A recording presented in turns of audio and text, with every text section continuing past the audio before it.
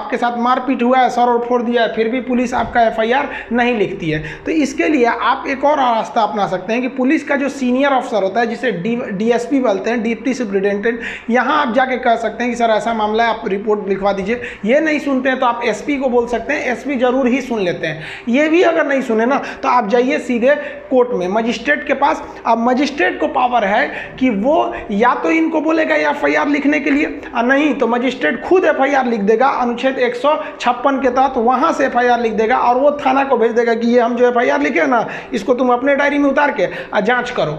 और अगर आप यहाँ भी शांत नहीं हुए ना तो इसी मजिस्ट्रेट से कहिएगा कि ये मेरा एफआईआर आप लिख दीजिए, और वो जो पुलिस वाला एफआईआर नहीं लिखा है उसके खिलाफ भी कंप्लेन कर दीजिए।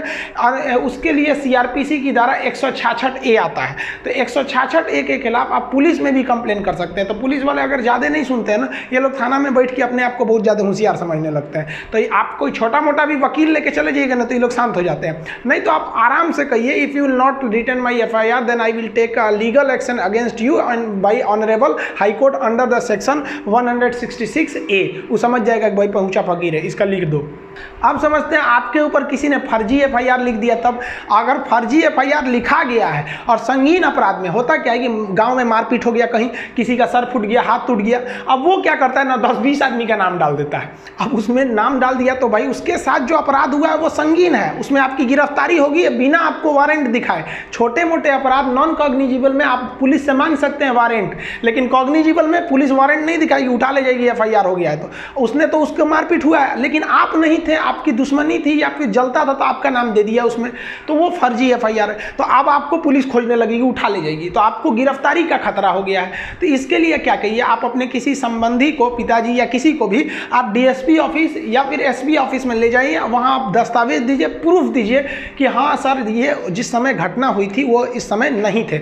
आप अगर नहीं इन्वॉल्व थे तो कोई ना कोई तो प्रूफ होगा ही आपके पास कि उस समय हम यहाँ थे। मान लीजिए आप किसी दोस्त के पास थे तो उस दोस्त को ले जाके आप अपने पिताजी के साथ या किसी दूसरे के साथ इन लोग के पास भेजिए। ये नहीं कि अपने चल जाए, साहब हम नहीं थे तो उठा के डाल देगा, सभी सब अपने में मिले रहते हैं सब। तो इन लोग को आप ले जाके कर सकते हैं। एसपी बहुत अच्छा से सुनते हैं क्योंकि एसपी को खरीदना बहुत बड़ा, वो बहुत बड़े बड़े लोग का, फिर यहाँ मंत्री उंत्री लोग का सोर्स चलता है एसपी के पास, नॉर्मल आदमी का नहीं चल पाता। तो ये आपकी बात को सुन सकते हैं और इन लोग के पास, दोनों लोग के पास ऑर्डर होता है कि नो अरेस्टिंग का आदेश जारी कर सकते हैं, अभी इन्हें अरेस्ट नहीं किया जाए।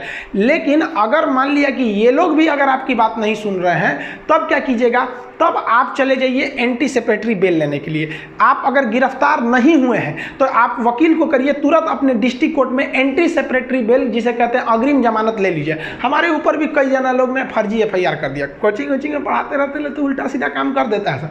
फर्जी एफआईआर लिख दिया, एफआईआर हो गया हमारे नाम पे, पुलिस आई गिरफ्तार करने के लिए, पुलिस कह रही है खान साहब हम आपको गिरफ्तार करेंगे। हम कहे मत करिए महाराज, हम लेके चलाते हैं एंटीसिपेटरी। तो कहा ठीक है जाइए लेते ही। तो देखिए पुलिस को भी पता है कि कौन क्राइम किया है कौन नहीं किया, खुद पुलिस बोल रहे थे कि आप लेते आइए यहाँ पे। तो हम गए वहाँ पे, देखिए हमारे ही फोटो है, शायद यही कपड़ा भी पहने हैं क्या, नहीं दूसरा है, मिलता जुलता है। तो वहाँ पुलिस के, वहाँ गए कोर्ट के पास, तो जज पता है, देखिए कानून अंधा होता है, जज अंधा नहीं होता है, सब समझता है। तो हमको एंटीसिपेटरी बेल दे दिए, तो हम एंटीसिपेटरी बेल लेके आ जाएंगे ना। अब पुलिस के सामने घूमते रहेंगे तो पुलिस गिरफ्तार नहीं कर सकती हमको। अब पुलिस केवल सबूत इकट्ठा करेगी या जज को दे देगी, वहाँ पर एंटीसिपेटरी बेल आपके पास रहना चाहिए। लेकिन क्या होगा कि आप एंटीसिपेटरी बेल भी नहीं लिए हैं, आप पुलिस, डीएसपी, एसपी भी आपकी बात नहीं सुने, आप कहीं घूम रहे हैं, आपको पुलिस पकड़ ले गई, अब तो डाल देगी जेल में। जब जेल में डाल देगी तो उसके लिए भी आपको बेल लेना पड़ेगा। आप उसके लिए भी बेल ले सकते हैं, उसे कहते हैं रेगुलर बेल। ये थोड़ा लंबा प्रोसेस होता है, एंटीसिपेटरी आसान होता है, तुरंत मिल जाता है कि भाई हम नहीं किए हैं जज साहब, हमको थोड़ा समय दे दीजिए, हम आपको हम जब तक हम अपनी बेगुनाही का सबूत आपके पास लाएंगे। तो आपको जो है ना बेल आराम से मिल जाता है। लेकिन इसके बावजूद ना आप बेल मिल जाना मतलब ये कहाँ का नियम है कि आप निर्दोष है ना, मौत आपका अभी भी है, बस बेल का मतलब कि इसे गिरफ्तार मत कीजिएगा, कोर्ट आदेश दे देती है। अब आपको साबित करना पड़ेगा कि नहीं ये फर्जी एफआईआर है। तो इसके लिए दो रास्ते, आप दोनों के बीच में कॉम्प्रोमाइज कर लीजिए कि देख भाई हमको काहे लिए फंसा रहा है, उल्टा सीधा हम नहीं थे। कभी कभी अज्ञानता में भी लोग, जब किसी को मार धाड़ कर दीजिएगा तो बहुत गुस्सा में रहता है, जो मिलेगा नोच लेगा, उसको नाम डाल देता है, बाद में उसे भी एहसास होता है कि नहीं ये व्यक्ति नहीं था। तो कॉम्प्रोमाइज कर लेते हैं लोग, तो यहीं पर खत्म हो जाता है।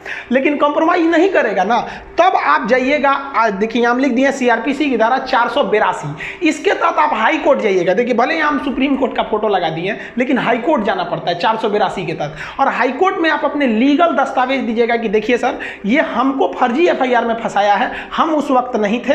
आप अगर नहीं रहेंगे, सच में आप कुछ नहीं किए, तो आपके पास पक्का प्रूफ होगा, आप दिखाइए, सीसीटीवी फुटेज दिखाइए या जो चीज़ दिखाइए, मोबाइल ट्रेस करके दिखाइए, आपका वकील बताएगा क्या क्या चीज़ चाहिए, आप उसको दिखाइए और हाईकोर्ट आपको देखेगा और तुरंत हाईकोर्ट कह देगा कि भाई ये एफआईआर फर्जी है। या फिर अगर हाईकोर्ट को लगेगा कि नहीं भाई ऐसा भी हो सकता है कि आदमी झूठ बोल रहा है, तो फिर पुलिस को कह देगा कि अभी इसके गिरफ्तार मत कीजिए, लेकिन आप ठोस सबूत बताइए कि यही किया था। समझ में आ गया?